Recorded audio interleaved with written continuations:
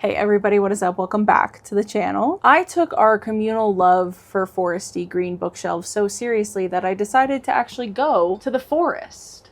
I'm on vacation, I'm at a cabin, but there truly is no rest for the wicked because there are updates in the Audra winter situation, which is what last week's video was about. But before we dive into the updates, I do want to give a quick summary for anybody who hasn't seen my first video, although I do highly recommend that you check it out because it's 2 hours long, so the 2-minute summary I'm gonna give here probably isn't gonna cover everything. But the long and short of it is that she started posting back in 2021 on TikTok about a book idea that she had, a fantasy with the magic based around the zodiac signs. She built a platform over the course of 2021 and 2022 to the tune of about 100,000 followers, signed with a literary agent, and then disappeared off the platform. She only posted one video between then and 2024 that was about tattoos and had nothing to do with her book, but in November of 2024 came back to TikTok and started posting about how she had decided to self-publish the book that she had been talking about before. She then went on a little bit of a pity marketing campaign and eventually posted a TikTok shop listing for pre-orders. Now, TikTok loves selling things on TikTok shop, so her videos really started getting pushed to people,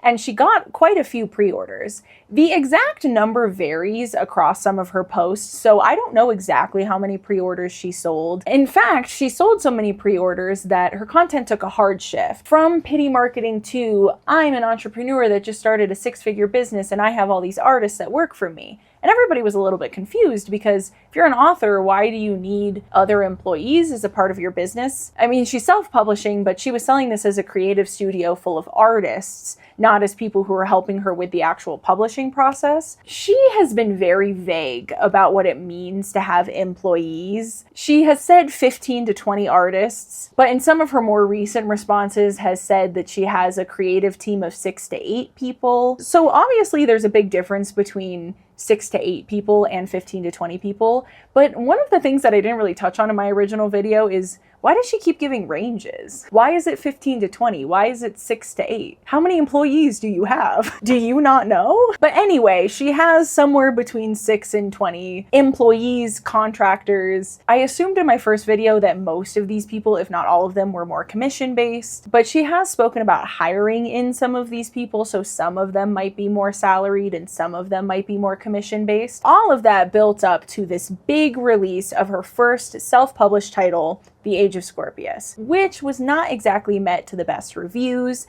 and it went a little bit beyond people just feeling like the book wasn't very good. There were people who were saying it was unfinished, it was unedited, it wasn't ready for publishing at all. Despite her having claimed to have spent 10 years working on this book and have revised it multiple times, she claimed to have multiple editors, and she had this whole creative team of artists that put art into the book, and yet the readers were feeling like it didn't really read like it was edited that much. She did not react to this feedback super great right at first, and continues to, unfortunately, not really react super great, just in new and exciting ways. In my first video, I was trying to be as fair to Audra as possible. I can't imagine being in this scenario. I can't imagine putting out your first book to so many eyes and having it go poorly. And I really felt for her in a lot of ways. My patience is running thin though. And I think the angle I took in a lot of that first video is that I really think she can still turn this around if she learns the right lesson. I feel like she really is running out of goodwill at this point, not just from me, but just from people in general. I'm gonna still try and be as fair as possible as I can in this update, but I'm feeling like we need to learn the lesson, you know? I'm feeling like we need to internalize it.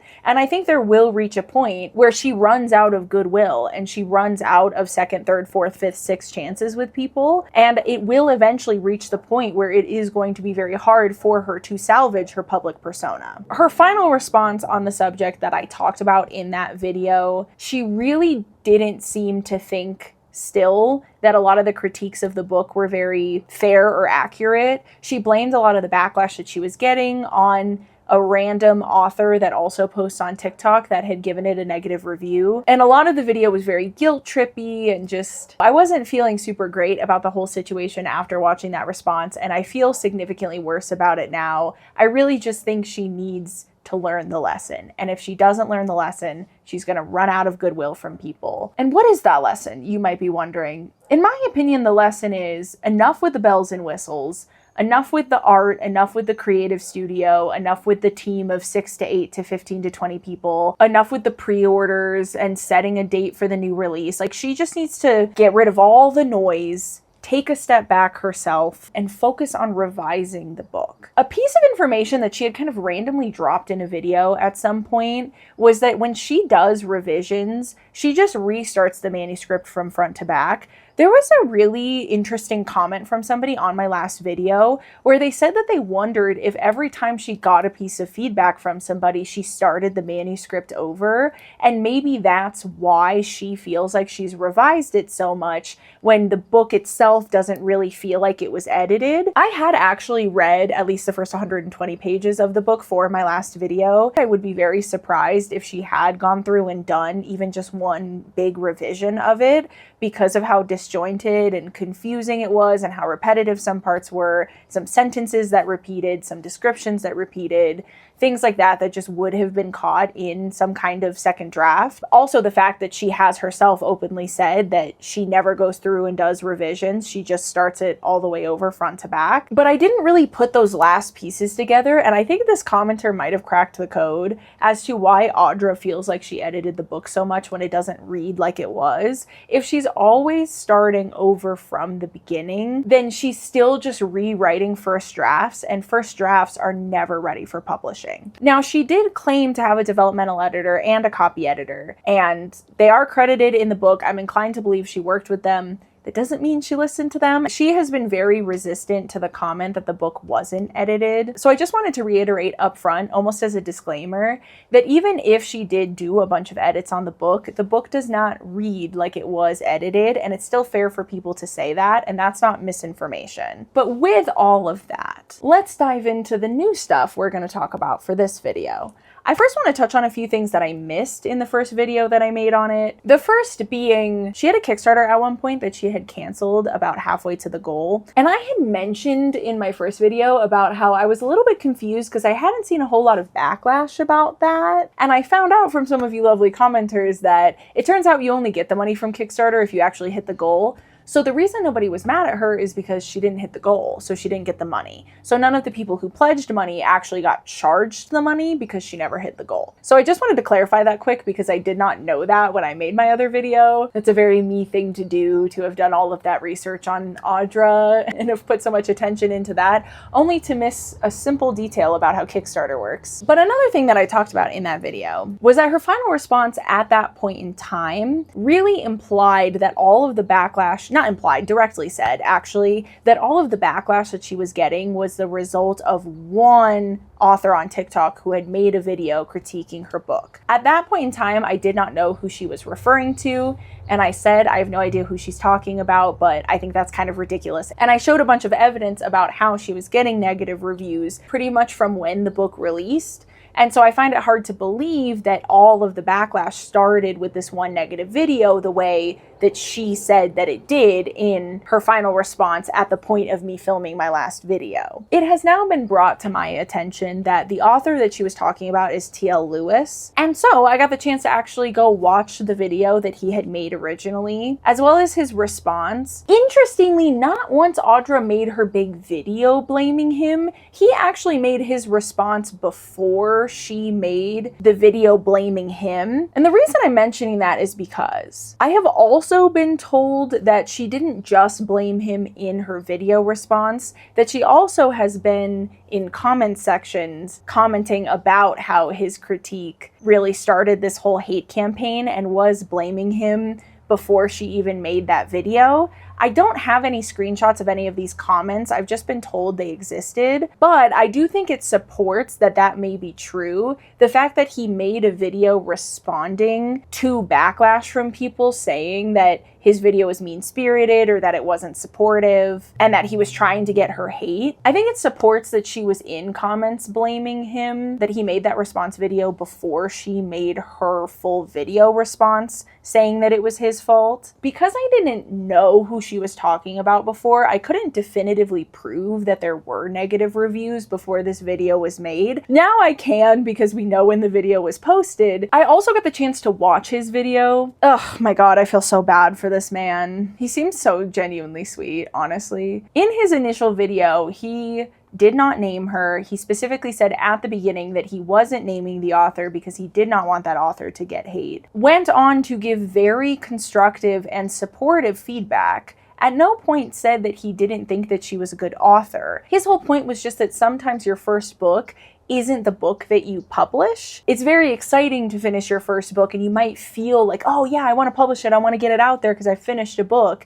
And he was just recommending taking a breath, taking a step back, and making sure that that's the book you want to publish. In his video, he said that after reading the book, he went to the Goodreads reviews and there were 50 reviews and it already had a 1.8 star rating. Now, I don't know this for sure because I obviously can't go back in time and look at the Goodreads as it was when he posted this video, but I can tell you that as of me making my past video, it had a 1.7 star rating with a few hundred reviews and had been frozen by Goodreads at that point. Some reviews have been deleted from filming my last video and now, and the rating is now sitting at about a 2.3, which is still really, really not good, but it's better than 1.7, so there is that. But nobody knows why those reviews were removed. I will tell you that having gone really in depth on the Goodreads and having read pretty much every review on there that had an actual text review associated with the star rating, it's not only negative reviews that have been deleted. There were some 5-star reviews and 4-star reviews actually that have been deleted in whatever sweep Goodreads just did. My best guess as to why those reviews got removed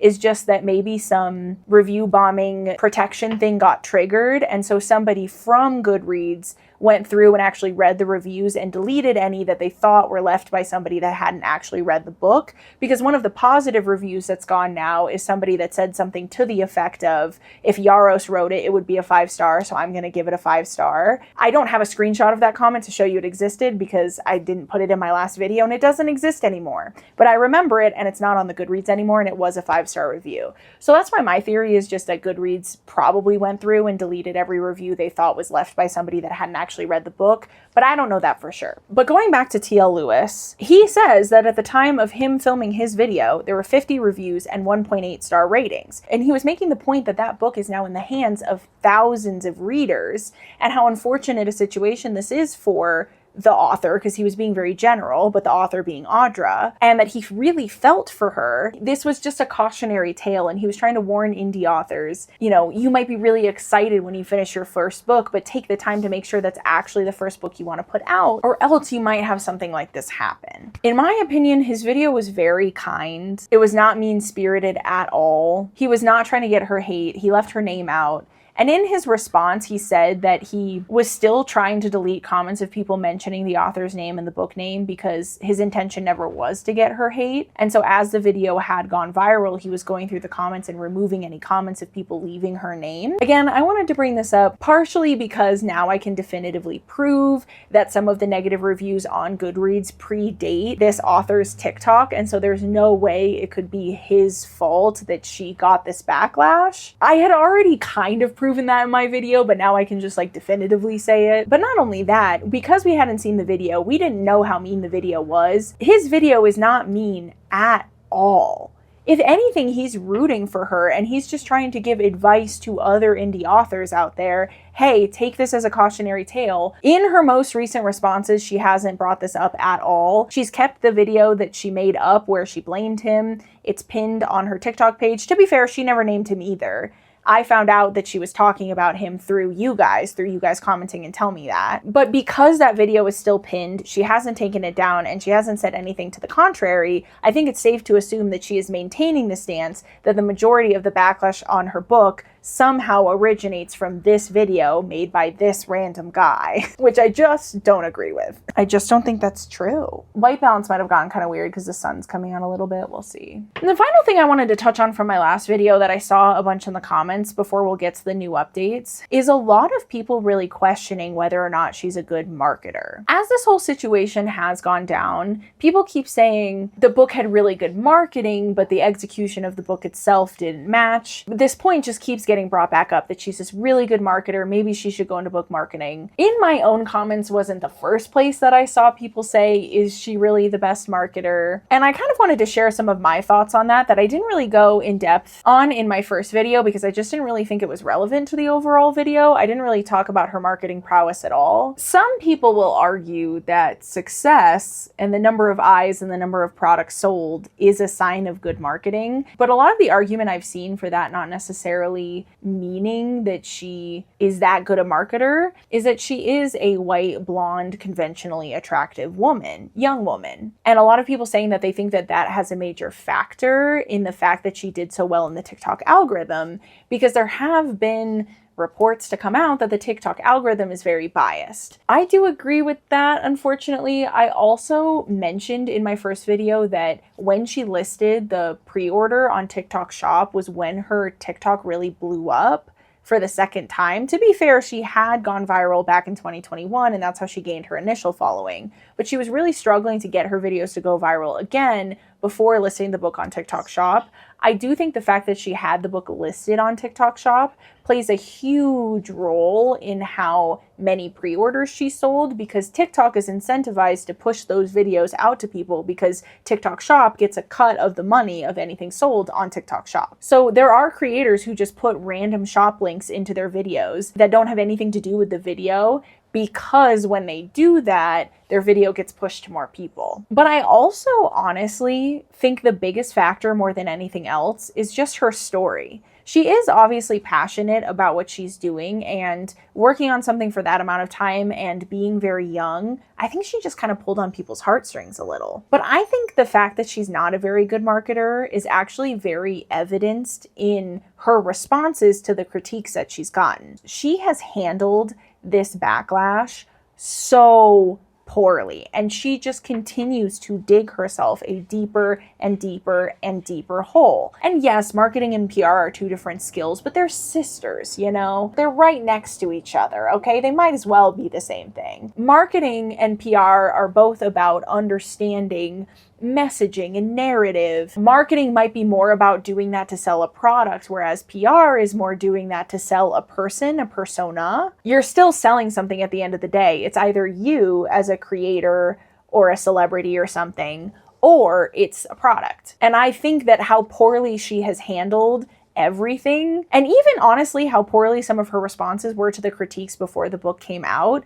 are all the evidence that we need that her knowledge in PR and marketing is not really there. I'm gonna drop some lore on you guys that I left out of my first video because I thought it would be too mean. But as I said, I feel like my patience is wearing thin. This whole situation going down is not the first that I had heard of Audra Winter. I had been recommended her videos before, and the marketing hadn't worked on me. I don't know what it is. I don't want to claim superiority and like claim that I kind of knew. When I saw some of her videos, I did kind of wonder if the book was going to be that good. I felt like I could kind of tell. And I didn't want to say that because, like I said, I thought that sounded maybe mean, and also just that I'm trying to make it sound like I saw something that nobody else saw. She opens every video with, "I'm Audra Winter, I'm the author of yada yada yada yada." And it took me so long to figure out what she was even talking about because I would always just scroll away because I don't have that type of attention span. I have ADHD. That sort of intro didn't really hook me. And so it took me a while to even figure out what book she was selling.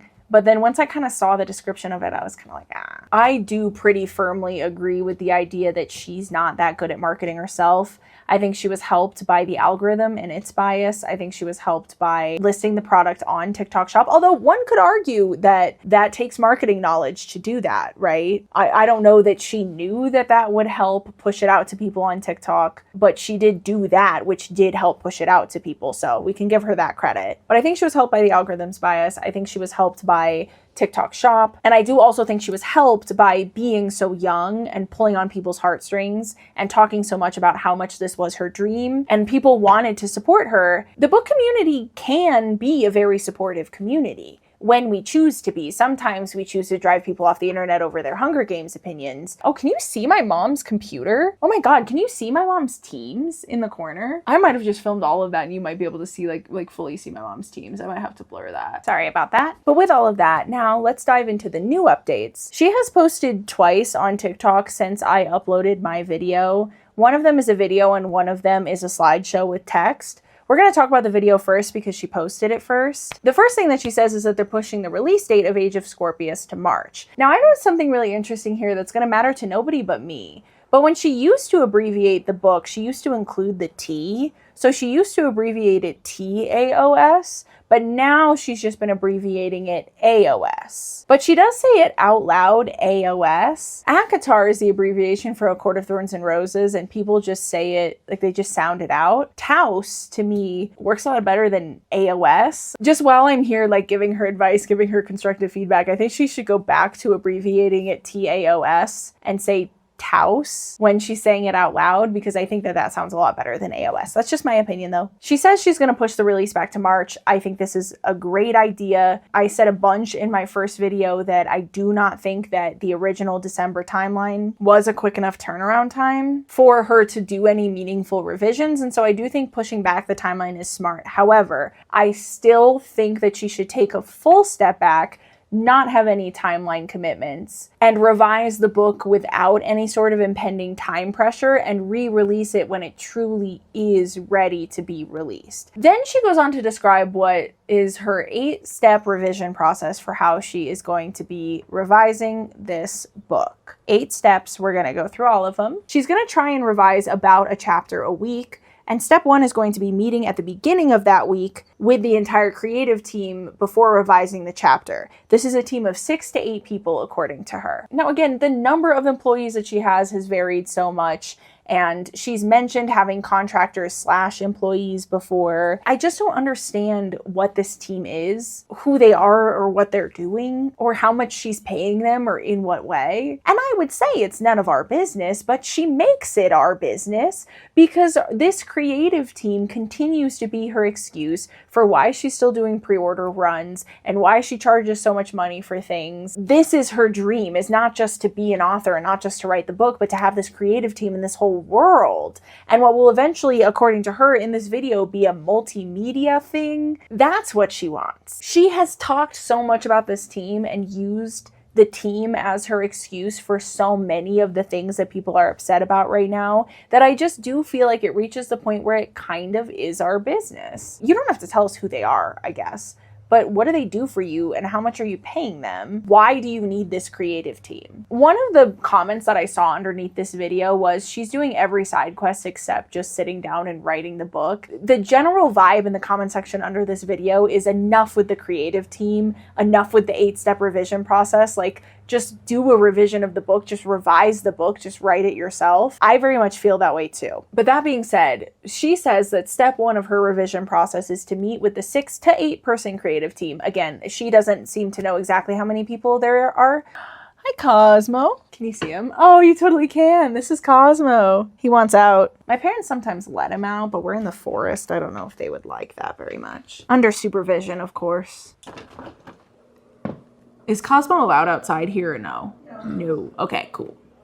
He's trying to figure out the door. Luckily, they don't have thumbs. So then step 2 is that she's going to get on a call every night with an individual that she's referring to as her secondary developer, who is also an artist. And they are going to get on a 3-hour call every night where she is going to be verbally word vomiting her ideas and what she's thinking, and he's going to be helping her with it, but he's also going to be drawing art while she's doing that. And then some of her descriptions are going to be based off of the art that he's drawing. Okay, cool. And then we have step 3, where she's actually going to rewrite the chapter because, as she puts it, this is her writing and her story and her art. Is it though, Queen, at this point? Like, truly, quite honestly, you do have a creative team of 6 to 8 people that you need to meet with to understand what's wrong with the chapter. And then you're going to be doing 3-hour brainstorming sessions with another person every night. At this point, is it fair to say that this is your writing and your story exclusively? I do not think so. Especially given the fact that everybody just keeps saying to her, girl, just do a revision for yourself. Just do a revision of the book. Enough with all of this nonsense. She's making this video about this extensive revision process that involves all of these other people that are going to be so heavily involved in the revision process. At what point is it not your writing anymore? It might be your world, it might be your world building, but is it your writing? And this brings me to something that I really wanted to say about this situation that I've been thinking about a lot this week, which is I think that there are a lot of people out there who have some kind of story in their mind that they would love to turn into a reality. And literacy is a luxury, right? I don't want to be flippant and say that literacy isn't a barrier, because of course it is. But once you get through the barrier of literacy, of all of the creative fields, writing a book is the most accessible form of storytelling. Writing a book is easier than making a feature film or making a TV show or producing a video game. Well, writing an album, I guess maybe. And I guess recording the album you would need a lot more equipment for. But at the end of the day, all you really need to write a book is a pen and a paper. The computer makes the process way easier, but you technically don't even really need that. And so I think what ends up happening is sometimes people get really attached to the idea of a story that they really want to produce in some way. And the most accessible way for them to do that is a book. But they aren't actually passionate about the writing process itself. They aren't passionate about writing as an art, about writing as its own craft, as a creative endeavor. It's not just about the story, it's not just about the plot, it's not just about the world building. Writing is in and of itself a craft that you practice. I very much feel like she is the prime example of this. Every time she talks about this, she talks about how passionate she is about the world building, about the storytelling. Even in some of her sassy videos where she's like, I have 10,000 hours. She says that even if people don't agree that she has 10,000 hours writing, she at the very least has 10,000 hours world building. And when she was talking in one of her other video responses about looking for a copy editor and what they were looking for, she was saying that she was looking for help with the narrative voice, with dialogue, things that are just so pivotal and so core to the craft of writing. And that was where I said, it doesn't sound to me like she's looking for an editor. It sounds to me like she's looking for a co-author. I still feel that way. I still feel like she's way more looking for a co-author than she is looking for an editor. And now that she has this extensive team helping her revise, it just doesn't feel like she's the one doing the writing. And I think it's really clear to me that she does not seem to want to put the work in to learn anything about writing. You can't skip that part if you want to publish a book. And this is why I'm really getting to my wit's end of my patience with this. But that's just to step 3. There's 8 steps. Step 4 is to review the now revised chapter with the creative team and get any additional feedback and make any additional changes that might be needed. So she's going to try and get through a chapter a week. And the book has, hang on, I have it right here. And the book has 39 chapters, which means it'll take her about 39 weeks to revise it if she actually successfully revises a chapter a week, which means that the revisions will be done, hang on, there's about 4 weeks in a month. 39 chapters, let's just say 40 to make the math easy, so like 10 months. We're like mid-August now, so September, October, November, December, January, February, March, April, May, June, girl.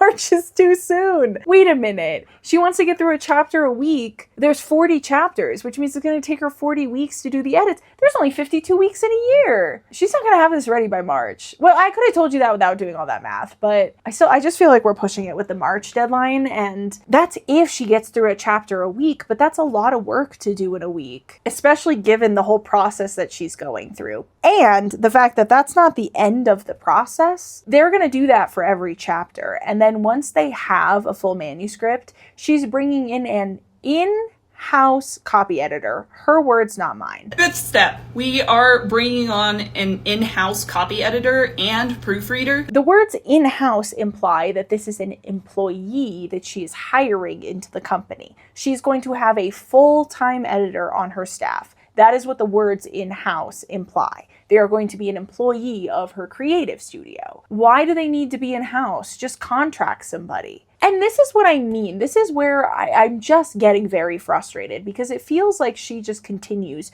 to make, dare I say it, poor business decisions. And then she puts that on the audience and she justifies so much of what she's doing that people are mad about with the sales of the book and all of that, with the fact that she has this creative team that objectively nobody really wants her to have. Everybody just wants her to edit the book. She's so attached to the idea of this creative studio, and I don't know why the copy editor has to be in-house. I don't know why they have to be your employee. And it's only frustrating because she keeps pushing back on the audience, saying that running this business is why she needs all this money. Like, girl, that's not our problem. That's not our fault. You objectively do not need an in-house copy editor for one book. One book. Let's get the one book out and let's get good reviews on it. And then we can start thinking about the next one. So as of right now, even though she's planning on more books, there's really only one book that needs to be edited because there's only one manuscript.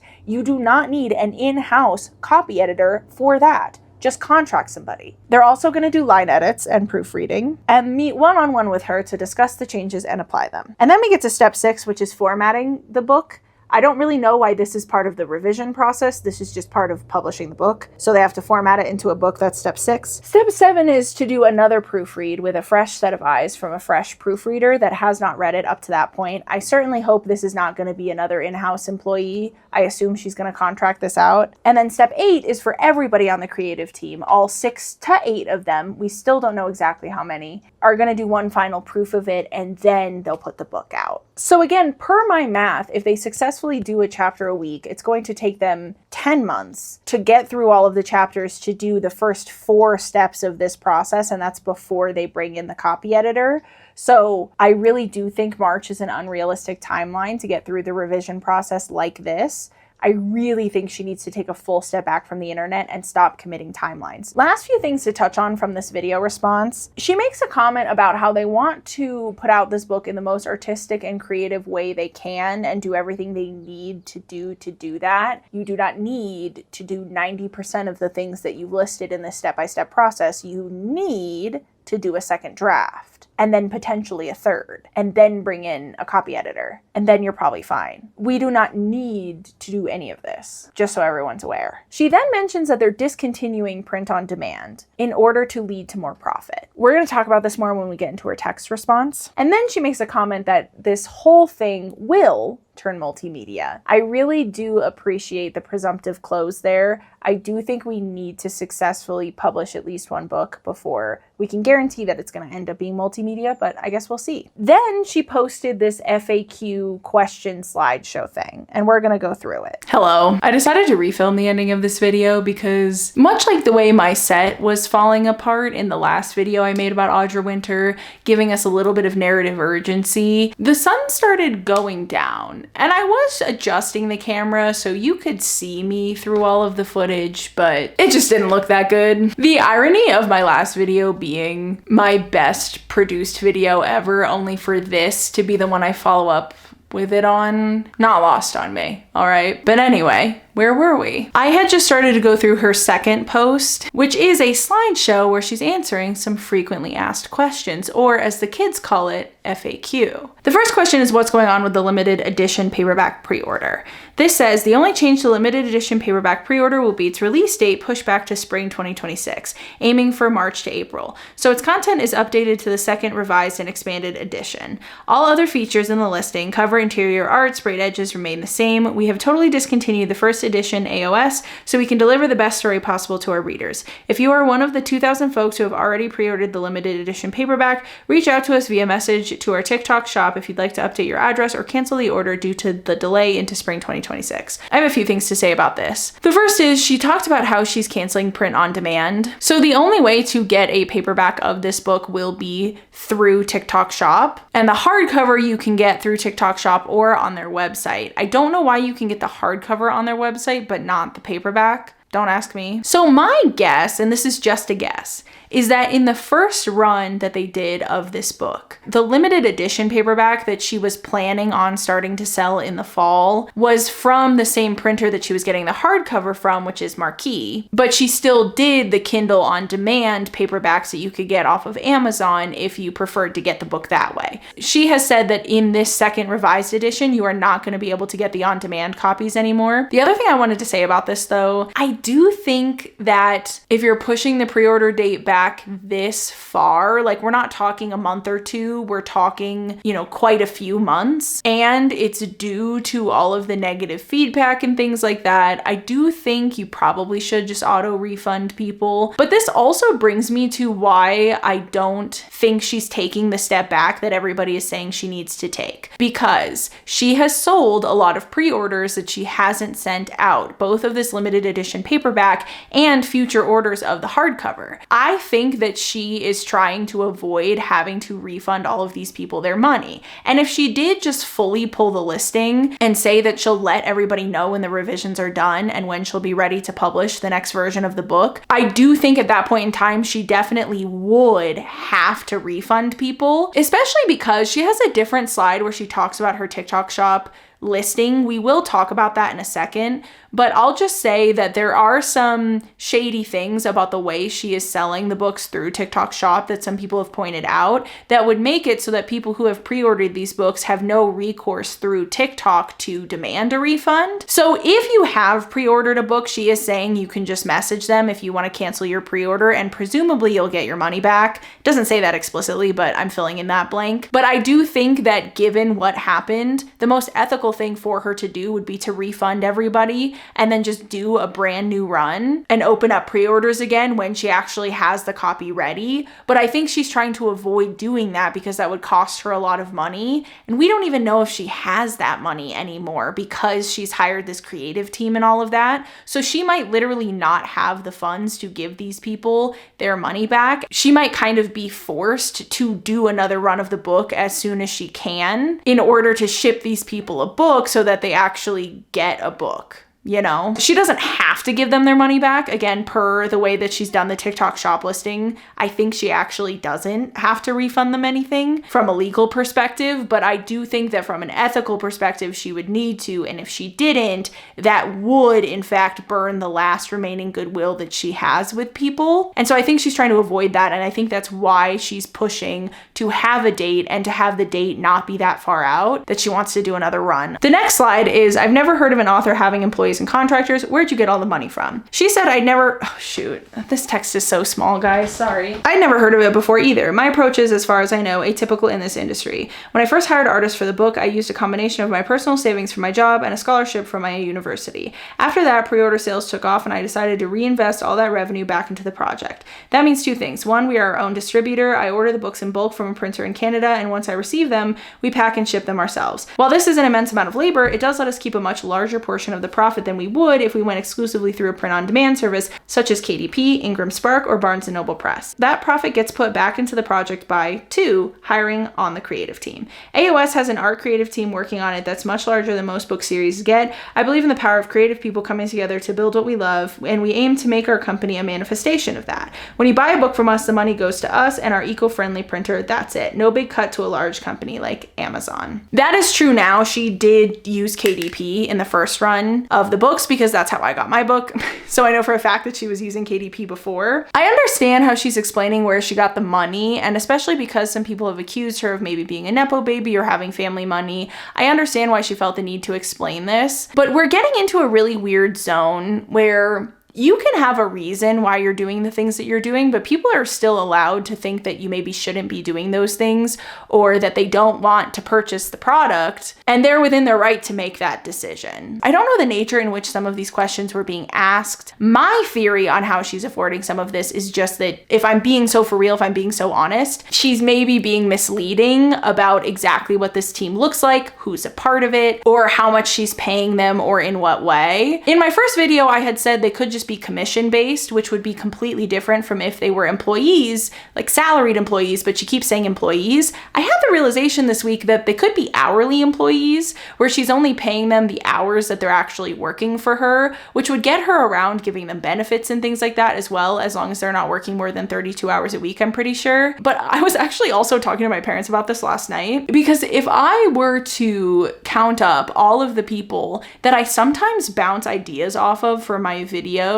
then I could probably gather a team of like 4 or 5 people that on some level have been a part of my process with this channel because I've used them as a sounding board. But I wouldn't say that they're on the creative team for the channel. They're just my support network. This is a one-woman show. I make all the videos myself. Nobody helps me with them. Every once in a while, I talk out an idea with somebody if I'm kind of stuck. And so we were kind of speculating as to whether or not some of the members of her team are maybe family members or friends of hers who are invested in her life, and she might not be paying them, although she might be paying other people that are involved in the process. I believe that she is paying some people. I just don't know how many of the people that she's listed and in what way she's paying them. Are they hourly? Are they salaried? And again, it wouldn't really be any of our business if she wasn't kind of making it our business. The next slide says, are you following the rules with TikTok's terms of service for your pre-orders? And she says, yes. We have been careful to ensure that all our listings clearly state that they are pre-orders in the name, description, and images. We explicitly outline that we send a pre-package with a bookmark, print, and a note for seller fulfillment.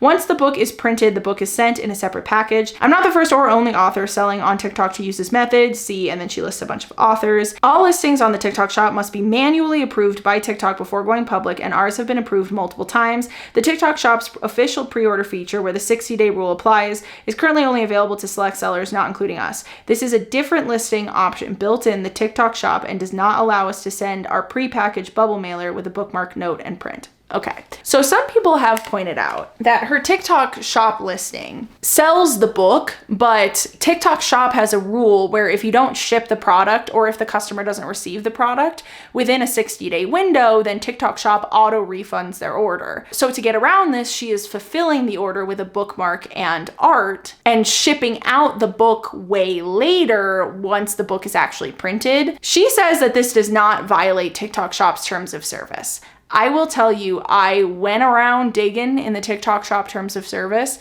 and I cannot definitively prove that it does or does not violate the terms of service. It's never listed as explicitly allowed to do this, but it's never listed as not allowed. So I do think that if TikTok shop were aware of the fact that some sellers were fulfilling the order, not shipping out the product, and weren't actually shipping out the product until much later, I would think they would have a problem with that. But I also think, given how viral this situation has gone, I assume people are reaching out to TikTok, and if they had a problem with it, they probably would just take her shop down. And I'm live checking right now. It's Friday, August 15th. The shop's still up and you can still order stuff. So I'm gonna take that to mean that at least at this point in time, TikTok doesn't have a problem with the way she's doing these orders. However, I talked a lot in my last video about the fact that she was upset that people were saying the books weren't edited, and I said it's valid for people to say it doesn't read like it's edited, even if she's saying she had editors. That's not misinformation. Along that same vein,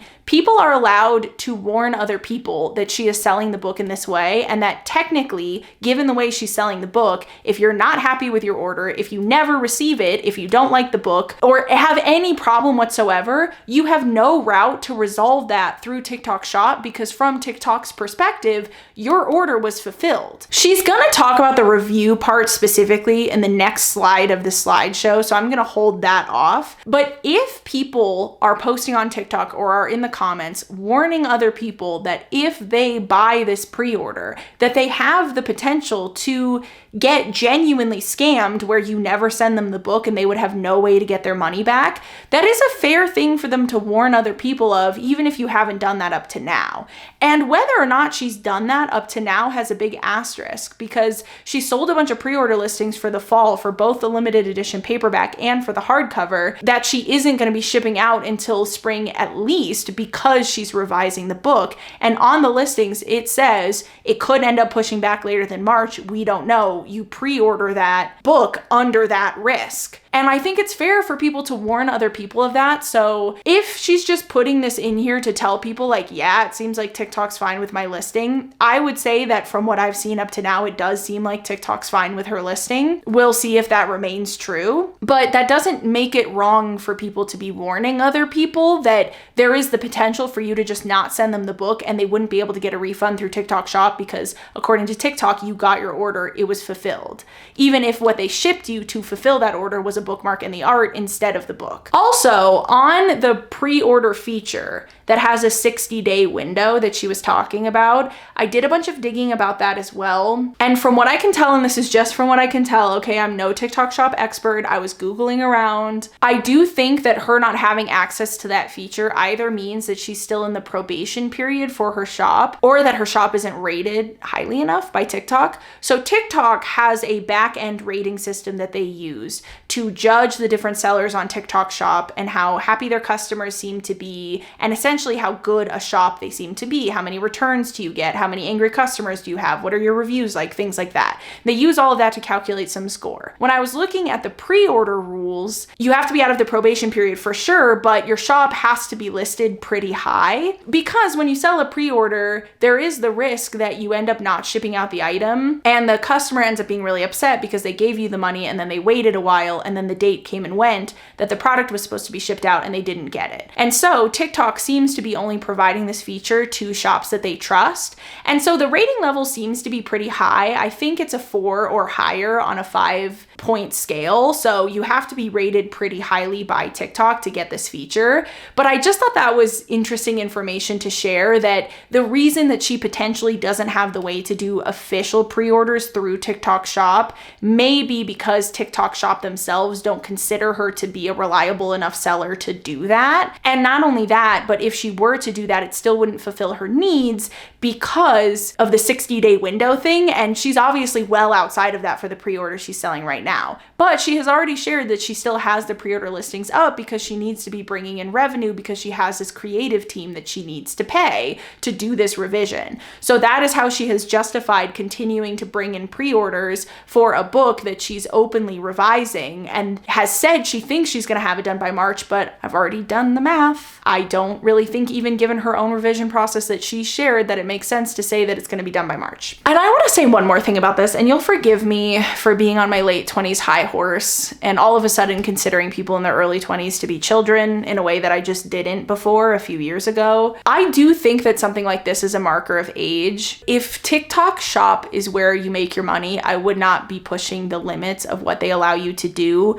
Again, she got her listings approved and TikTok shop hasn't taken down her listing despite all of this drama. So maybe it's safe to assume that they are okay with this, but all of these justifications are surrounding her still getting to do these pre-orders despite the fact that TikTok doesn't really allow her to do the pre-orders, or is allowing her to do them in this really roundabout way. You don't always get what you want in life, right? And I hope that some of my younger viewers don't get offended by me saying that sometimes learning that does come with age. I understand that she wants to do pre-orders. I understand that she wants to do those pre-orders because she wants to pay this creative team.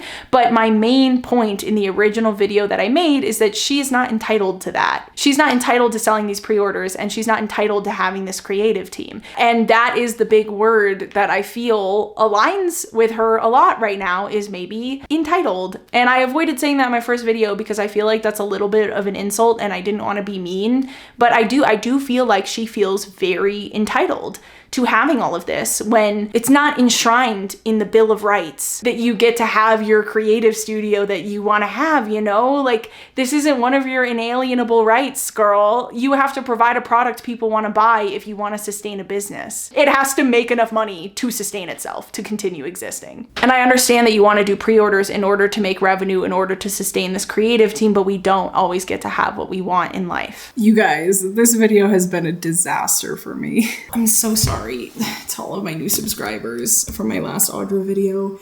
I swear most of my videos are that quality instead of this one. You're never gonna believe what happened. I swiped forward on that TikTok post to make sure she was gonna talk about something, so I didn't go super in depth on it on the slide we were on. Once I was done talking about what I was talking about, I swiped forward and I forgot that I had already, anyway, I didn't cover this slide. Do you delete comments and reviews on TikTok? I don't look at my comments past the first 10 to 20 minutes of a new post because of the amount of traction I have right now. The only comments I delete contain personal information about me or my team. If you posted a comment that doesn't contain that and it gets deleted, it was likely flagged by TikTok's anti-bullying protections. Those are controlled by an algorithm, so sometimes it flags comments it shouldn't, and it doesn't flag comments it should. Sellers on the TikTok shop do not have the power to delete reviews. I understand there's also concern that our pre-order process has the intent to create false positive reviews due to the 60-day limit on reviewing a product after delivery, which begins after the delivery of the bookmark package, not the actual book. I have 3 responses to this. 1, this was absolutely never my intention, but I can understand how it looks shady. 2, customers are able to edit their review at any time once submitted, and several people did so, reviewing the book's content once it arrived. 3, I had a listing that wasn't a pre-order. The misprints of the first edition AOS now sold out. It had a 4.8 star rating with 10 reviews, several of them mentioning the story. Ultimately, my goal is not to prevent people from giving honest feedback. Listening to that very feedback has led me to making the revised edition. Okay, I want to call out a few things about this. So I do believe that she probably didn't mean to fudge the reviews by doing this. I do think it's crazy to put in there customers are able to edit their review at any time once submitted, because then the customers would have had to leave a positive review or a review of any kind of just the bookmark in order to be able to leave a review. I will commend her for saying this was absolutely never my intention, but I can understand how it looks shady. But then she goes on to say that she had listed the misprints of the first edition and it had a 4.8 star rating with 10 reviews. I have spoken extensively about her insistence through all of this that a lot of the feedback on the book has been somewhat positive, or specifically that her actual readers have been super positive, and that all the hate is coming from, well, actually, she claimed it was specifically coming from this one TikTok video that this one author made. I've already spent time calling out how ridiculous it is to say that. Why would she be doing all of this if that were true? If nobody who'd actually read the book had this feedback on it, why would she be doing all of these revisions and whatever? But she has maintained that it was just her wanting to improve the quality of the book, and that the hate campaign has been mostly unfair and pointed towards her by this author. I feel like her including that it had 4.8 star ratings with 10 reviews, several of them mentioning the story, is her trying to continue making this point that on the misprint edition on TikTok Shop, where people were just sent the book right away, it had a 4.8 star rating. To that, I would say, I would 100% buy a misprint of a book that I was already a really big fan of. I think it was probably people who were already giving it positive reviews who ordered those misprints because it's a cool piece of the book's history and it's something they wanted to own. Especially because we can actually see the misprint listing, and it was $23.99, whereas the actual paperback is $21.99. So these people paid more money for the misprint than they did of the regular paperback. At least if these prices are the same as what they were before. Maybe it's because they're signed.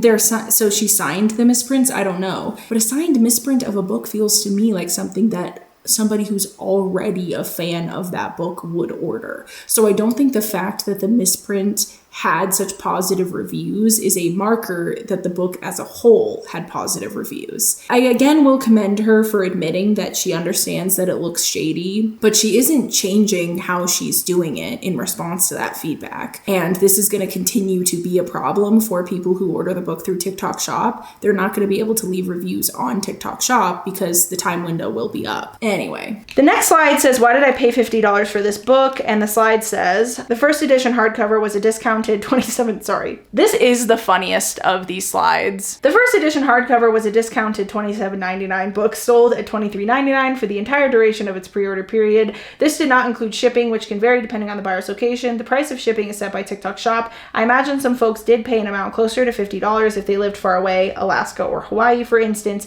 but this was not the norm. So this question is probably coming up because she's been very open about the fact that each copy of the book costs her about $4 to print through her printer. So when people are saying, why did I pay $50 for this book? The shipping part, okay, fine. If she says it's set by TikTok Shop, I did a bunch of Googling. I could not find anywhere where TikTok Shop says they'll calculate the shipping for you, but that doesn't mean it's not true. I just didn't find that on any of the TikTok Shop information stuff, so do with that information what you will. I could believe that you have the option to do either. Maybe there is a toggle where you can say like, yeah, approximate how much you think the shipping's gonna be, and TikTok will do that for you. But part of what people have started to bring up in the wake of all of this is that she's been very open about the fact that each book costs her about $4 to print, and she was selling them for $23.99 in the pre-order period. She is the business owner. Like, she says it's a $27.99 book, but why? Why is it a $27.99 book? You set the price to be that. You're the business owner. Why did you set the the price to be that? That's a fair question. And maybe it's because she wants to sustain this creative team.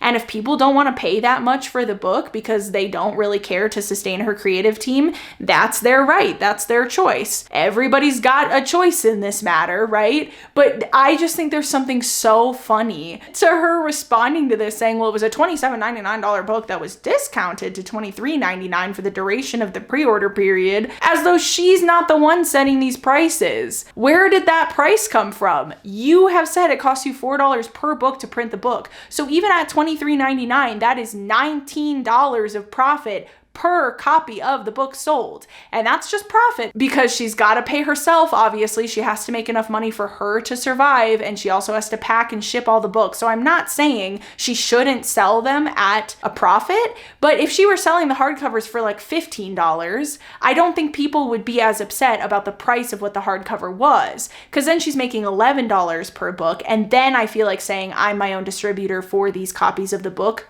would be justified. But not only that, my copy of The Age of Scorpius that I got print on demand was $17.99 for a paperback. And that's Kindle print on demand, which means that they were just printing the book and sending it to me. So she's not packing it, she's not shipping it. I understand that Amazon does take a cut of that. They take less of a cut in books in a certain range, and she was over the range. She was charging more than what Amazon typically recommends or tries to get people to charge for books that are sold through Kindle on demand. Like, she set the price pretty high. That's an expensive paperback. Like, $18 for a paperback is a lot of money. You're the one setting these prices. Like, I just think she's not getting it. I just still think it's not clicking. It's not clocking to her that we're standing on business. The first edition hardcover was a discounted $27.99 book sold at $23.99, but why was it $27.99 to begin with?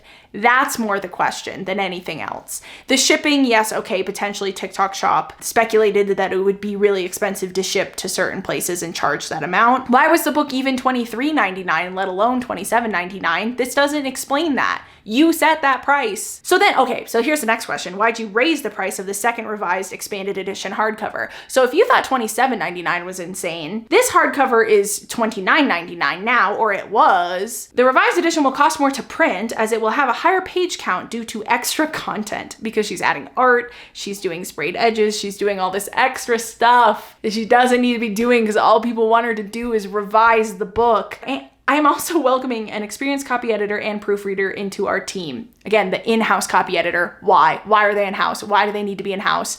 Just contract, okay. And I want to compensate them fairly. I mean, fair enough. Yeah, pay the people you have working for you fairly, but why do they work for you? I'm going crazy. However, I have listened to frustration around this decision, and I realize I need to focus on reestablishing reader trust. To that end, I'm lowering the price of the second edition hardcover to $24.99, previously $29.99, for new buyers. Buyers of the first edition are still eligible to pre-order the second edition at $15 with an optional free digital copy of the revised second edition. Check the link tree in my bio to access these discounts. If you are one of the 25 people who have already purchased a revised hardcover here on TikTok, send us a message through TikTok Shop and we can help you out. Well, that tells us something. That tells us that she's only sold 25 copies of the new revised hardcover, which is significantly different from the pre-order numbers she was doing before. So her sales are being affected by this whole thing, which makes perfect sense. So I kind of giggled when I got to people who had bought the first edition of the hardcover can get the second one for $15. I giggled, but as I was thinking about it, she is offering a free ebook. So you can have the pretty copy of the book, and then you can have the ebook, that's the revised edition, for free. And if you want another physical copy of the hardcover, then you can get one for $15. I was pretty clear in my first video that I think anybody that pre-ordered this book, it was a pre-order. You have no idea what the quality of the book is going to be when you do a pre-order. I think that's kind of fair, you know? Then we get to this fascinating slide. Can you explain what went wrong with the first edition of AOS? I spent a lot of time reflecting on this question in the past 2 weeks. My developmental editor said the plot was ready, but recommended a strong copy edit before publication. Even though I hired a copy editor and proofers, the final phase of implementing their suggestions overlapped with the deluge of thousands of unexpected book pre-orders. I was suddenly in a frenzy with establishing a business, setting up payroll, packing and shipping thousands of bubble mailers, and adapting to the shock of my entire life being turned upside down in a matter of weeks. In retrospect, I was exhausted and overwhelmed, but I felt immense pressure to deliver to all my new readers. I thought I was putting my best effort into finalizing the copy edits and proofing, but I failed to recognize the external factors impacting my overall health and mindset. Unfortunately, I genuinely had no clue that this was a problem until the books were in people's hands. I really do not want this to happen again, and that's why I'm extending the timeline into next spring so I have time to do this revision properly. Okay, so here's the thing. I'm gonna be completely honest with you guys. I don't believe this for a second. I have a little bit of a theory that I've been thinking about a lot this week. If you watched my first video, then you are acutely aware of how difficult a time she has with constructive criticism, how much she has reacted to people giving her criticism publicly. People have framed this whole situation out to be this grand question of, did she not have editors? Did she have editors and not listen to them? Or did she genuinely edit the book and this actually was the best she could do? Having read the first 120 pages of it, I will tell you, I do not think that it was edited that closely. I think it likely is either that she didn't have the editors or she did have them, but she didn't really listen to them. But one of the things that I didn't think about until starting to put together this follow-up was exactly what I said about her reacting so harshly publicly to criticism. And it leads me to wonder what it could possibly be like to try to give her constructive criticism one-on-one. What is her reaction to that? I have been sent various screenshots of comments that she has left in different places and videos that include comments that she's left. Shout out Marlena. I'll put her Instagram on the screen. She sent me a lot of this stuff. Some of the screenshots of comments actually come from a creator named Rose's video where she went through an exchange she had in the comments with Audra, and Audra was honestly pretty awful to her. Like, Audra was very mean to her, and it turns out that Audra's sassy comeback video was towards Rose. I just do wonder, given all of this, what she is like to give feedback behind the scenes. Did she not have editors? Did she have editors and they lied to her? Did she have editors and she just straight up didn't listen to them? Or did she have editors, they tried to give her feedback and she reacted so horribly to it that they went, well, she's paying me either way. Book's great. Truly, who's to say? We don't know. And unless one of the editors comes forward, we don't have any idea. And especially given that some people have talked about her needing to step away from her support network and potentially getting a lot of positive feedback from people that really love her because they want her to succeed. I wonder if that's even true, or if maybe she just is that hard to give feedback that they've just learned that, and so they always tell her that they really like her stuff because they've learned that she doesn't react very well if they don't. I was talking to my mom about this and she said, oh, she sounds a lot like you were when you were 14. And I said, okay, 14 is a different age than 22. And she said, oh no, yeah, that's why I said 14. You had grown out of that by 22. Anyway, I just thought that was interesting. So that is the last slide of this that I want to talk about. She does have one where she talks about her service dog. I maintain my stance that her service dog is none of our business. I understand that she crowdfunded for it. That was under her real name. I maintain my stance that even if we feel like we can learn something from the fact that she's crowdfunded things in the past with pity marketing, we're towing a line here. We have no idea what's going on behind the scenes, why she potentially could have needed this service dog. I just think there's so much else for us to point to discuss her and her behavior that I do not think that we need this crowdfunding campaign to understand this situation. I just don't think we need to look at it, and so I don't think that we should, even if some people feel like it's relevant, because I think it's just a gray area. It does involve looking at her real name, which is objectively doxing her, and it also involves service animals, which people can need for a variety of very justifiable reasons, and potentially reasons they don't want to share with the public, and I don't think anybody ever should be forced. Those are my thoughts on the service dog. But all of that to say, that is the update as of now on Audra Winter.